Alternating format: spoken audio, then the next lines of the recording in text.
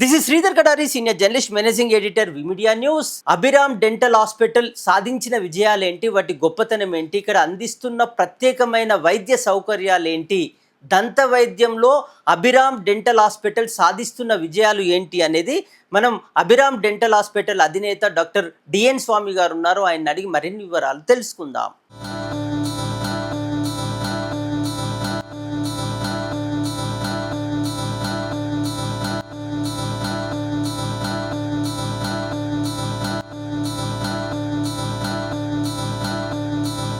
అయితే ఇందులో ముఖ్యంగా చెప్పుకోవాల్సింది మా అమ్మా నాన్నల స్ఫూర్తితో నేను ఈ హాస్పిటల్ను చేసి ప్రజలకు అందించడం జరుగుతుంది.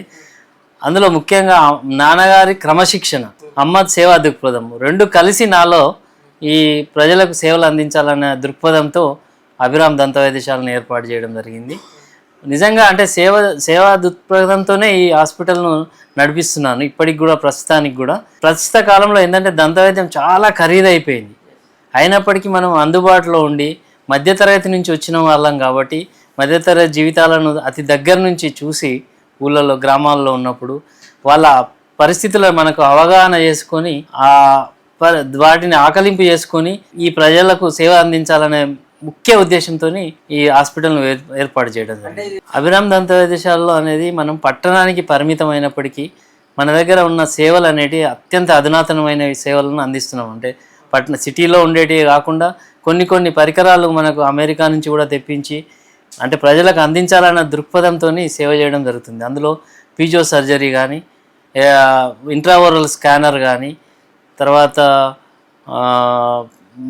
ఇంప్లాంట్ సర్జరీస్ అన్నీ ఇంప్లాంట్కి సంబంధించిన ఫిక్స్డ్ పళ్ళు పెట్టుకోవాలన్న ఉద్దేశం. అది ఎందుకంటే ఖరీదైన వైద్యం, దాన్ని కూడా మనం ప్రజలకు అందుబాటులో తేవడానికి చాలా రకరకాల కంపెనీస్తో అగ్రిమెంట్స్ చేసుకొని ప్రజలకు అందుబాటులో వచ్చే ధరల్లో చేయడం జరుగుతుంది. ముందు మనము హాస్పిటల్ ఏర్పాటు చేసినప్పుడు 20 రూపాయలు కన్సల్టేషన్తో స్టార్ట్ అయింది.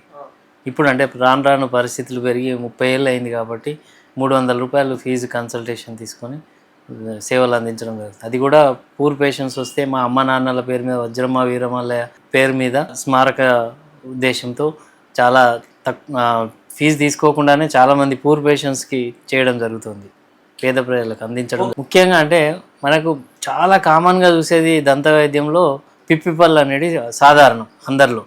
తర్వాత వచ్చేది చిగుళ్ళ నుంచి రక్తం గారడం. ఈ రెండు కామన్ ప్రాబ్లమ్స్ ప్రతి 100 మందిలో 60 నుంచి 70% ప్రజల్లో మనం గమనించవచ్చు. తర్వాత అడ్వాన్స్ స్టేజెస్ పోతే ఈ పిప్పిపళ్ళు ఇనిషియల్ స్టేజెస్లోనే చూపించుకుంటే ఫిల్లింగ్ చేసి మామూలు ఫిల్లింగ్స్తో సరిపోతుంది. కానీ వాళ్ళ నిర్లక్ష్యం వలన వాళ్ళకు అందుబాటులో లేకనో ఏదో జరిగినప్పుడు చివరికి రూట్ కెనాల్ ట్రీట్మెంట్ వరకు పోతుంది. నొప్పి బాగా వచ్చినప్పుడు రూట్ కెనాల్ ట్రీట్మెంట్ జరుగుతుంది. అవి కూడా ఇప్పుడు ఇంతకుముందు రూట్ కెనాల్ ట్రీట్మెంట్ అనేటి ఒక 2-3 సిట్టింగ్స్ జరిగేటివి. ఇప్పుడు ప్రస్తుతం అత్యంత అధునాతన పరికరాలు వచ్చినాక ఒకే సింగిల్ సిట్టింగ్లో రూట్ కెనాల్ చేయడం జరుగుతుంది. తర్వాత ఆ రూట్ కెనాల్ పళ్ళు విరిగినప్పుడు కానీ క్యాప్స్ వేయడం, క్రౌన్స్ కూడా అప్పుడు మేము స్టార్ట్ చేసినప్పుడు జపనీస్ గోల్డ్ అని ఉండేది. చాలామంది గోల్డ్ పళ్ళు పెట్టుకొని కనిపించేవాళ్ళు.